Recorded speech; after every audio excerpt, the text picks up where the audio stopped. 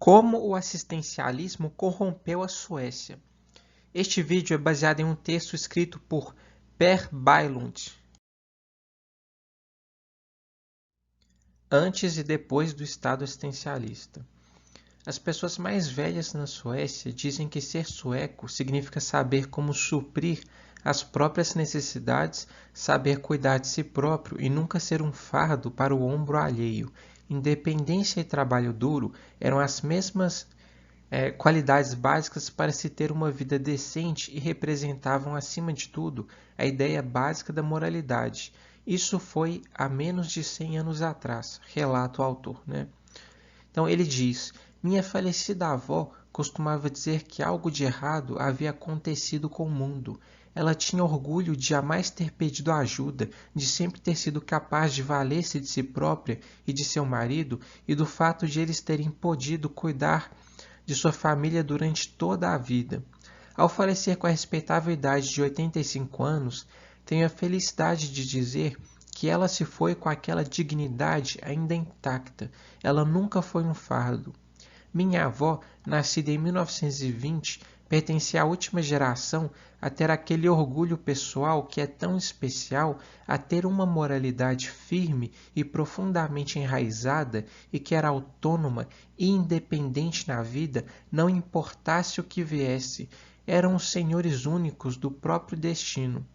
As pessoas da geração dela testemunharam e aguentaram uma ou duas guerras mundiais, né? Apesar de a Suécia nunca ter participado de nenhuma, e foram criados por fazendeiros e operários suecos pobres.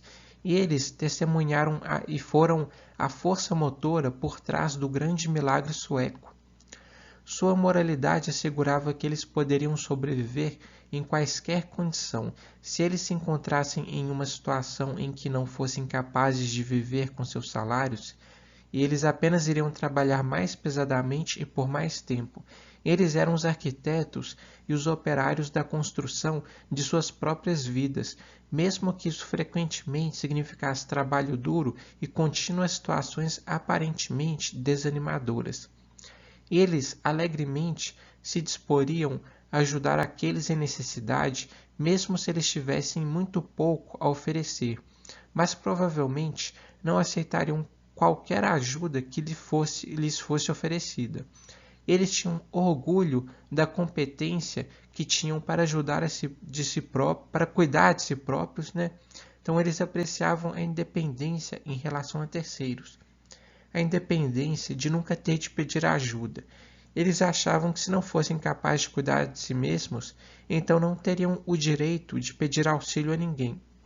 Entretanto, de alguma maneira, eles caíram nas promessas de políticos que diziam que iriam suprir os fracos, uma categoria de pessoas que não existia naquela época.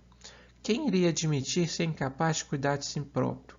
Mas eles eram pessoas trabalhadoras e de bom coração, e provavelmente pensaram que uma pequena contribuição para prover aqueles em condição muito pior seria uma típica ação de um bom samaritano. Teoricamente, é talvez até compreensível e talvez invejável, né? Seus pais e eles já estavam participando voluntariamente de grupos privados locais, arranjando apoio financeiro para aqueles que necessitavam de assistência médica ou que tinham perdido o emprego. Em tempos ruins, como recessões ou rápidas mudanças sociais, tudo isso era um grande ônus, embora voluntário e feito por interesse próprio. Uma versão em larga escala desse mesmo tipo de arranjo mútuo para ajudar terceiros provavelmente soou como uma boa ideia, mesmo que ela tivesse de ser financiada coercitivamente através da tributação. Então, o problema é que nesse momento o Estado assistencialista foi criado e ele iria mudar dramaticamente a vida das pessoas e afetar sua moralidade de maneira fundamental. Esse estado de bem-estar poderia ter sido um projeto de sucesso se as pessoas tivessem continuado tendo orgulho e a moralidade de prover a si próprias e somente procurassem amparo se realmente necessitadas. Mas o mundo está em mudança constante e por isso um Estado assistencialista requer que as pessoas sejam mais fortes e moralmente superiores às pessoas em sociedades que não possuem um estado existencialista. Esse conhecimento, entretanto, não havia sido adquirido e ainda não foi. Ao invés disso, as pessoas pensaram que coisas como o orgulho pessoal pelo trabalho e pela família eram algo natural, algo que não precisava de ser trabalhado e estimulado. Por essa perspectiva, essa proposta política deve ter parecido um bom negócio. Tudo o que elas tinham de fazer, disseram-lhes, era deixar a política, e um pouco de poder para os políticos. Esse argumento, lamento comunicar, ainda parece válido para o populacho sueco. Os suecos normalmente saúdam propostas para dar mais poder aos políticos e eles mesmos tendem a solicitar mais impostos. A moralidade decente já se foi há muito tempo, foi completamente destruída em pouco mais de 2 gerações, por benefícios públicos assistencialistas e pelo conceito de que há um direito inerente em cada indivíduo ao assistencialismo. Os filhos do Estado assistencialista. Os filhos da geração dos meus avós, o autor relata, meus pais dentre eles, rapidamente aprenderam e adotaram uma nova moralidade baseada nos direitos assistencialistas oferecidos pelo sistema de seguridade social. Enquanto que a geração mais velha não aceitaria ser dependente de terceiros, incluindo receber benefícios assistencialistas do Estado, eles não rotularam em enviar a geração mais nova para ser educada em escolas públicas. Certo estou de que eles nunca pensaram ser um direito ter seus filhos educados. Antes, eles aceitaram e agradeceram a oportunidade de seus filhos terem uma chance que eles mesmos nunca tiveram, que seria de uma educação supostamente gratuita. Assim, a geração de meus pais frequentou escolas públicas, onde a eles foi ensinado matemática e idiomas, bem como a superioridade do assistencialismo e a moralidade do Estado. Eles aprenderam o funcionamento da maquinaria do Estado assistencialista e adquiriram uma concepção errônea, totalmente nova sobre direitos, a de que todos os cidadãos desfrutam de um direito simplesmente pelo fato de serem cidadãos, que a educação, a saúde, ao seguro-desemprego e a seguridade social. Ser um indivíduo, foi-lhes ensinado, significa ter direito a receber auxílios para suas necessidades individuais.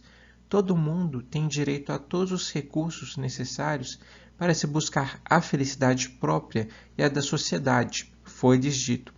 E todo mundo deve desfrutar do direito de colocar seus filhos em creches estatais enquanto estiver no trabalho, tornando-se possível para cada família ganhar 2 salários, mas sem tempo suficiente para criar os próprios filhos. As oportunidades para a boa vida, pelo menos financeiramente, devem ter parecido colossais para as gerações mais velhas. Essa nova moralidade permeou o populacho e se tornou o estado natural das coisas, ao menos em suas mentes. Essa geração, nascida durante as 2 ou 3 décadas posteriores à Segunda Guerra Mundial, tornou-se consideravelmente diferente da geração de seus pais, tanto moralmente como psicologicamente. Eles se tornaram habituados ao enorme crescimento econômico do pós-guerra, graças ao fato de a Suécia nunca ter entrado nas guerras e aos cada vez maiores direitos assistencialistas concedidos por um Estado em crescimento acelerado. Então, para sustentar esse crescimento acelerado do Estado assistencial e satisfazer a demanda popular por benefícios, o governo sueco ele desvalorizou a moeda várias vezes durante as décadas de 1970 e 1980. Os efeitos sobre a sociedade advindos do crescimento dessa geração e sua consequente entrada no mercado de trabalho foram principalmente 2: aumento da pressão pública para mais políticas progressivas e um fracasso em larga escala por toda a sociedade em se criar filhos independentes e virtuosos, capazes de serem donos de si próprios pelo resto da vida. A essa altura, a mudança moral e filosófica ocorrida na sociedade tornou-se aparente. Enquanto que no início do século XX, os social-democratas, um poder hegemônico na política sueca por todo o século, haviam demandado cortes de impostos para tirar de sobre os trabalhadores um fardo desnecessário, hoje esse partido rapidamente se transformou em um tributarista feroz e defensor entusiasmado do assistencialismo e segue pedindo por mais reformas especiais e emancipadoras, entre aspas. A massa votante, filhos do Estado assistencialista, dependentes do sistema, apoiou os aumentos de impostos que rapidamente ultrapassaram 50%. E eles exigiram que os benefícios sociais, sempre às custas do contribuinte, fossem maiores que os impostos pagos. A mudança política, a vida assim que os filhos do Estado assistencialista cresceram e começaram a participar da política, foi maciça.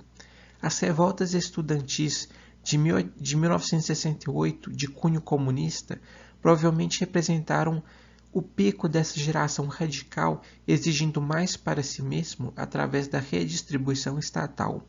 Eles não queriam assumir responsabilidade pessoal por suas vidas, nem jamais pensaram em ter de trabalhar arduamente para se proverem a si próprios.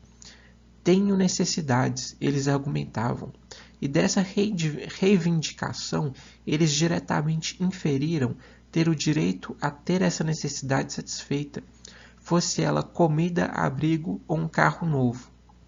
Considerando que meus pais misteriosamente parecem ter herdado muito da velha forma de moralidade, a maioria das pessoas da idade deles, e principalmente aqueles mais novos, são paradigmaticamente diferentes da geração dos meus pais. Eles são filhos do estado de bem-estar social e são plenamente cônscios dos benefícios assistencialistas aos quais eles têm direito. Eles não ponderam sobre de onde vêm esses benefícios, mas são bem céticos quanto a políticos os quais eles pensam que podem cortá-los. Mudança rapidamente se tornou uma palavra indesejável, já que ela necessariamente implica uma mudança no sistema no qual as pessoas dependem parasiticamente. Com essa geração, o fato outrora tido como verdadeiro de que a produção precede o consumo foi substituído pela crença de que todos têm um direito humano natural inviolável aos serviços assistencialistas oferecidos pelo Estado. Através dos poderosos sindicatos, os suecos assalariados foram premiados com aumentos anuais, independentemente da produtividade real, e com o tempo, aumentos salariais anuais se tornaram uma normalidade. As pessoas que não conseguiam um aumento passavam a se considerar punidas por seus empregadores malvados, e assim começaram a haver demandas cada vez maiores para ajudas legais na batalha contra empregadores. As pessoas têm o direito a um salário melhor no ano seguinte, assim como o salário atual deve ser melhor do que no ano passado, e por aí vai o pensamento. Essa mudança na percepção foi, como vimos, precedida por uma mudança nos valores. A mudança social também mudou as condições para a filosofia e, assim, novas e estranhas teorias destrutivas emergiram. As crianças dessa geração, nascida nas décadas de 1970, 80 e 90, tiveram em comum uma criação livre, baseada nos ideais de 1968, significando essencialmente uma infância livre de regras e livre de responsabilidades. Para essa geração, não há qualquer causalidade na vida em sociedade. O que quer que você faça não é sua responsabilidade, até mesmo ter filhos. Essa é a mentalidade dos atuais jovens adultos da sociedade sueca.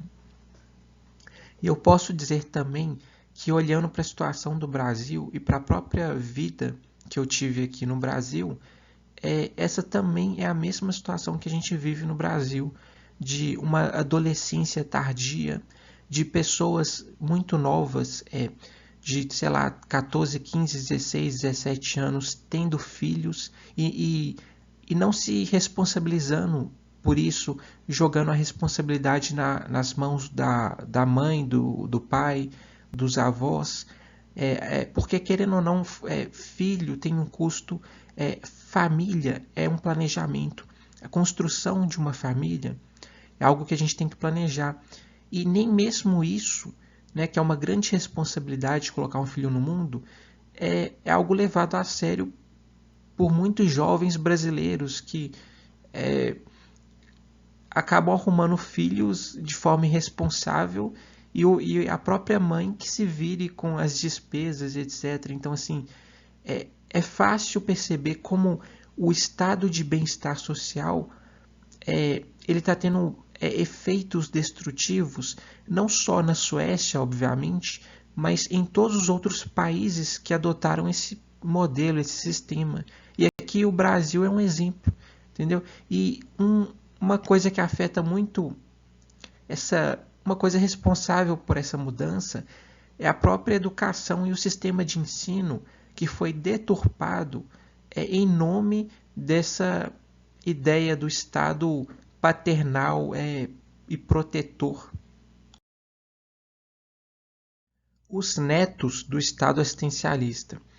Eu mesmo, disse o autor, faço parte dessa segunda geração de pessoas criadas com e pelo Estado assistencialista. Uma diferença significante entre a minha geração e a antecessora é que a maioria de nós não foi criada pelos nossos pais sobre qualquer aspecto. Fomos criados pelas autoridades das creches estatais no período da infância. Então fomos empurrados para as escolas públicas, depois para as escolas secundárias públicas e universidades públicas, e mais tarde para o emprego no setor público e para a educação e para mais educação através dos poderosos sindicatos e suas associações educacionais. O Estado é uma presença constante em tudo, e para muitos ele é o único meio de sobrevivência. E seus benefícios assistencialistas, a única maneira possível de ganhar independência. A diferença para as gerações mais velhas é óbvia. Meus avós viveram em um mundo totalmente diferente, moral e filosoficamente, e meus pais ainda apresentam alguns vestígios herdados de meus avós, como aquele velho senso de justiça e a percepção do certo e do errado, enquanto que os pais da minha geração estão apenas parcialmente estragados, o que já é ruim o suficiente, minha geração está totalmente sem rumo. Por não ter sido criada com os valores sólidos de nossos avós, mas sim com aqueles propagandeados pelo Estado babá, os netos do Estado assistencialista não possuem qualquer entendimento de questões econômicas. Para os netos, uma percepção comum de justiça é que indivíduos têm o direito de reivindicar perpetuamente que a sociedade supra alguém com o que quer que esse alguém considere necessário ou divertido. Em um recente debate ocorrido na TV estatal, os filhos e netos do Estado assistencialista se encontraram para discutir desemprego e os problemas comuns enfrentados pelos jovens em crescimento e que estão entrando no mercado de trabalho. A exigência desses netos era literalmente que os mais velhos, nascidos nas décadas de 40, 50 e 60, saíssem de cena, ou seja, parassem de trabalhar, porque o trabalho deles roubava empregos dos mais jovens. A lógica assistencialista que sustenta tais exigências absurdas funciona mais ou menos assim. A premissa é que cada indivíduo tem o direito a ter uma boa vida. Disso pode-se concluir que uma boa vida significa não ter que se preocupar com riquezas materiais, sendo por isso essencial receber benefícios assistencialistas e ganhar uma independência financeira. Independência financeira, por sua vez, requer um bom status, um alto salário e um emprego não muito exigente, donde se infere que um bom emprego é um direito humano. As pessoas que atualmente têm esses empregos literalmente ocupam essas posições e, portanto, estão no caminho e devem sair da frente. Cada um deles, sem exceção, está violando meu direito àquele emprego, eles pensam. Isso faz com que cada um que tem um bom emprego seja um violador de direitos e, portanto, um criminoso. Todos sabemos o que pensar de criminosos. Eles deveriam estar trancafiados. Tal sentença também é o que demanda um ainda muito pequeno, porém rapidamente crescente número de jovens na Suécia. Sentença essa que deve ser aplicada em donos de negócios que não desejam contratá-los ou em pessoas mais velhas que ocupam posições que esses jovens desejam. É necessário fazer leis mais progressivas, dizem eles, né? Então, mas essa não é uma ideia apoiada apenas pela juventude ignorante. Em 2006, o Sindicato Nacional dos Trabalhadores Varejistas exigiu que o Estado redistribuísse empregos oferecendo pensões estatais a pessoas com mais de 60 anos caso elas se demitissem e seus empregadores passassem a empregar pessoas jovens e desempregadas em seus lugares. Pelos cálculos do sindicato, tal truque criaria 55 mil empregos. Olha só, né? O que isso mostra é que a única maneira perceptível de se encontrar empregos para os mais jovens parece ser liberando os mais velhos dos seus. Postos de trabalho estão escassos e o desemprego está subindo, mesmo com a crescente demanda por bens e serviços. Graças à pesada regulação estatal sobre o mercado, o Estado assistencialista cria problemas e conflitos em vários níveis, forçando as pessoas a competir por fatias cada vez mais decrescentes de riqueza. A solução seria para eles mais regulamentação e menos prosperidade. Isso é o que acontece quando a necessidade e a vontade substituem o mérito e a experiência, tanto na moralidade pública como na pessoal. Exigindo responsabilidade social. Essa moralidade degenerada e a falta de compreensão quanto à ordem natural e real das coisas também é evidente nas áreas que requerem responsabilidade pessoal e respeito para com o próximo.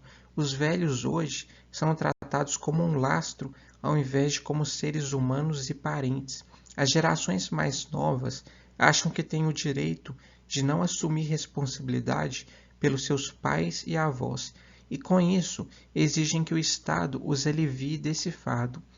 Consequentemente, os velhos na Suécia, em sua maioria, vivem deprimidos e solitários em suas casas, esperando que a morte chegue.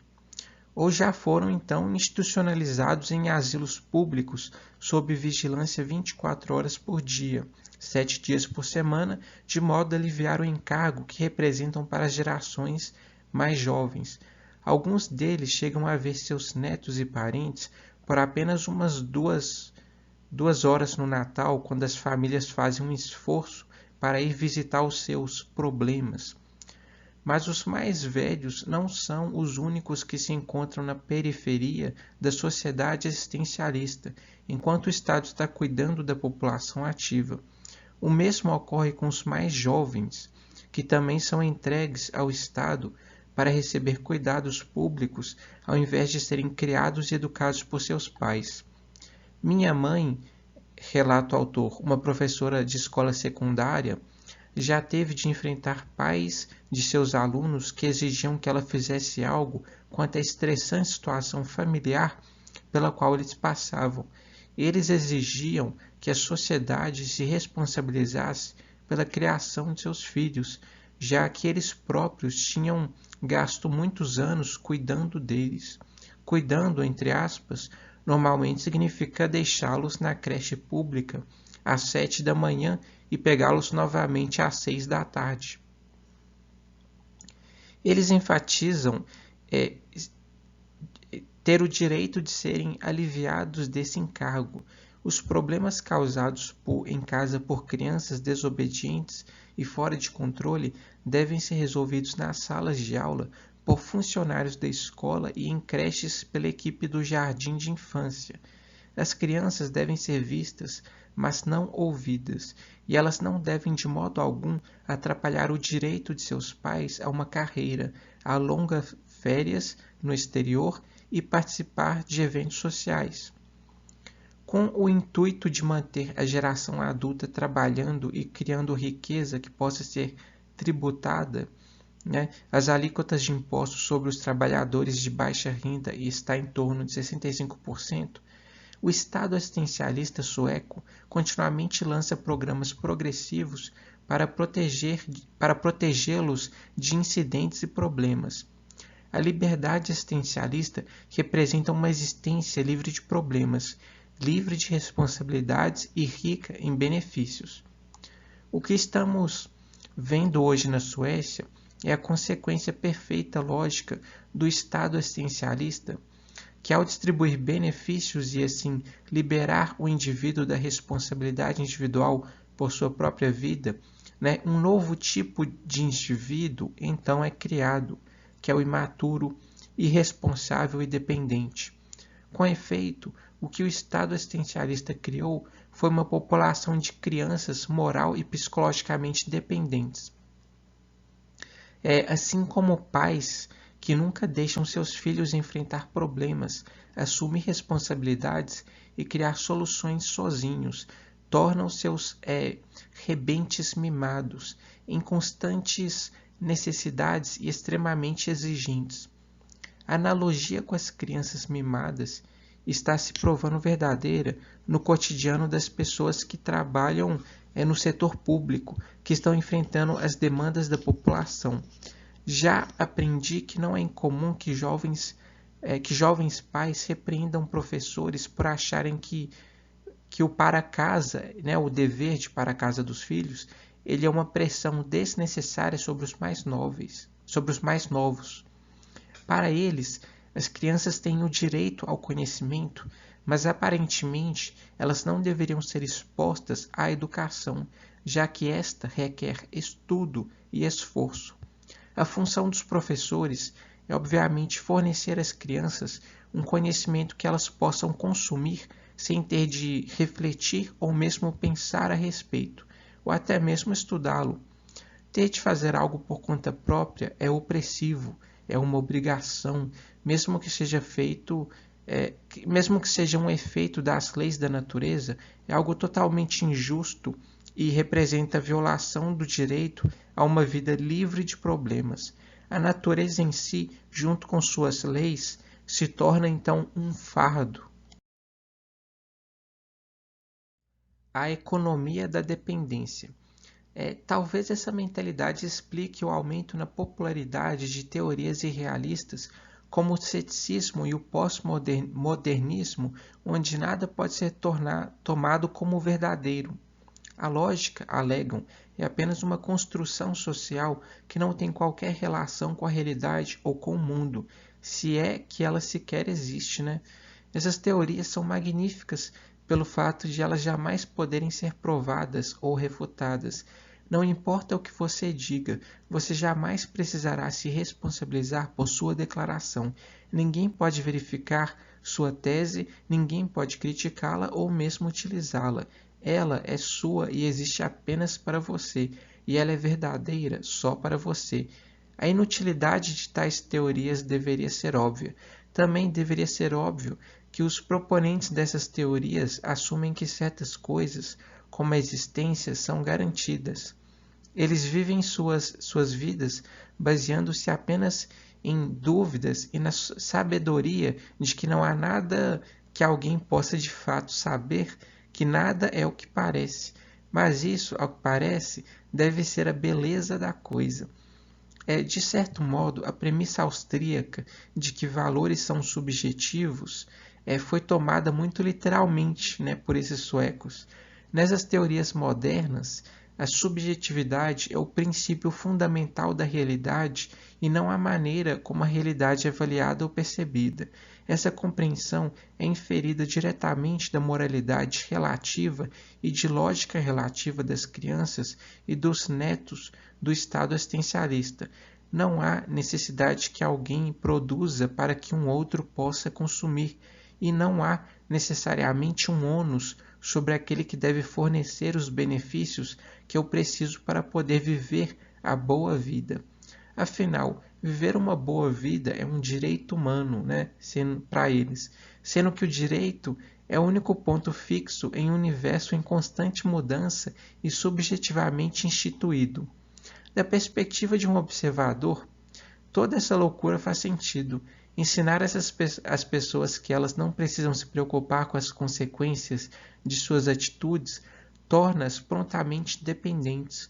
O Estado assistencialista criou um monstro egotista contra o qual ele alega querer nos salvar, através da distribuição de privilégios e benefícios para todos às custas de ninguém, né? De supostamente ninguém. Os engenheiros sociais do Estado assistencialista obviamente nunca consideraram uma possível mudança na moralidade e na percepção. Eles simplesmente queriam um sistema que garantisse seguridade para todos. Um sistema no qual o capaz poderia e deveria trabalhar para sustentar a si próprio e que o incapaz também pudesse viver uma vida digna. Quem iria imaginar que as reformas progressistas feitas para garantir direitos trabalhistas e prosperidade para todos no início do século XX iriam ricochetear moral e filosoficamente? Já deveria estar óbvio que nada saiu como esperado. A sociedade simplesmente não era tão previsível como foi previsto, né? Essa nova moralidade é obviamente oposta àquela da geração dos meus avós, relata o autor. É uma moralidade que diz que a independência só pode ser atingida através da transferência de responsabilidade para terceiros e que a liberdade só pode ser conquistada através da escravização de outros e de si próprio também. O resultado dessa moralidade degenerada por toda a sociedade é um desastre economicamente, socialmente, psicologicamente e filosoficamente. Mas isso também é uma tragédia para milhares de suecos. As pessoas parecem incapazes de desfrutar a vida sem ter responsabilidade pelas próprias ações e escolhas. E é impossível sentir orgulho e independência sem ter os meios para se controlar o próprio viver. O Estado assistencialista criou pessoas dependentes e totalmente incapazes de encontrar algum valor em sua própria existência. Ao invés disso, eles se veem incapazes de ter sentimentos tipicamente humanos como orgulho, honra e empatia. Esses sentimentos, junto com os meios para se criar um sentido para a vida, foram tomados pelo Estado assistencialista. Talvez isso explique porque uma grande parte da população jovem de hoje consome medicamentos antidepressivos sem os quais eles são incapazes de funcionar normalmente em situações sociais. E presumivelmente isso explica porque o número de suicídios entre as pessoas bem jovens que nunca de fato conheceram seus pais está aumentando dramaticamente, né? O número total de suicídios ele permanece praticamente o mesmo ao longo de vários anos que tem se seguido. Então, ainda assim, as pessoas são totalmente incapazes de ver o problema ou achar uma solução. Como crianças mimadas, elas clamam ao Estado por ajuda. Olhem só essa informação. Fui contactado por algumas pessoas que expressavam descrença no fato de que muitas pessoas tomam antidepressivos para se livrar de depressões, da infelicidade e da ausência de vontade para viver e trabalhar. Em um artigo publicado em um dos maiores jornais da Suécia, foi afirmado que 500 mil suecos atualmente tomam antidepressivos, né? Ou seja, eles receberam de seus médicos receitas para antidepressivos. Então, o número, 500 mil pessoas em uma população de 9 milhões, isso é muita coisa, isso representa 5,6% da população e a maioria deles é formada por jovens.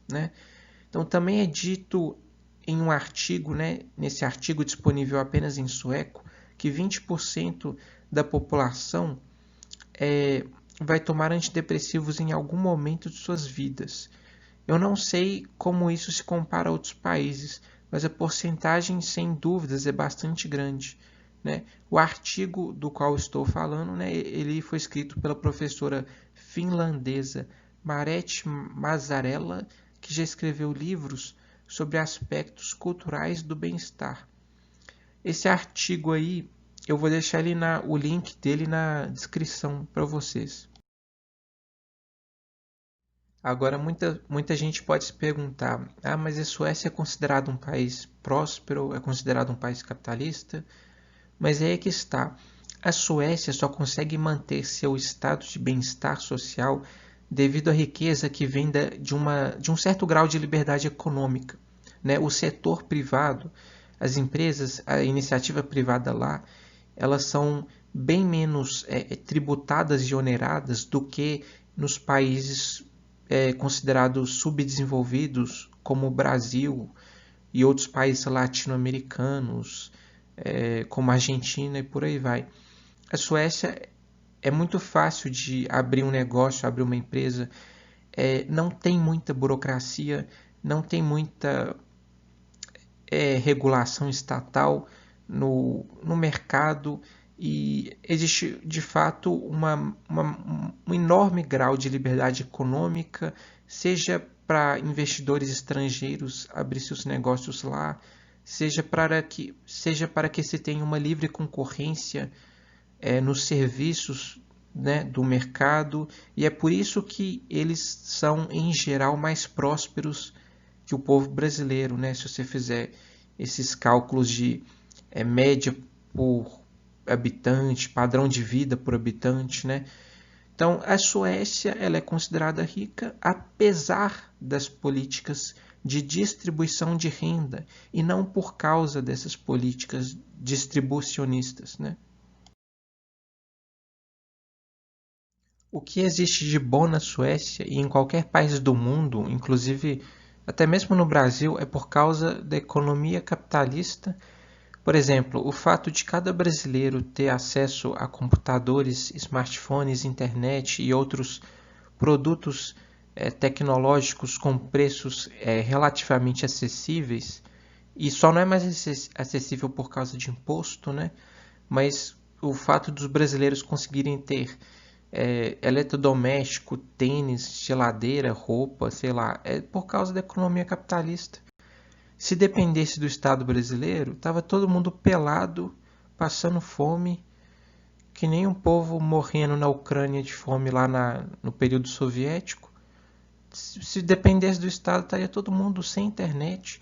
A gente não teria absolutamente nada, não teria computador, porque o Estado ele não cria nada, ele não inova, ele não produz nada, sabe? Ele só sabe taxar, roubar e, e fazer com que essa elite política viva de privilégio e dinheirinho roubado, enquanto o povo fica na miséria. Então, todo avanço em qualquer país, seja tecnológico ou de padrão de vida, é por causa do capitalismo.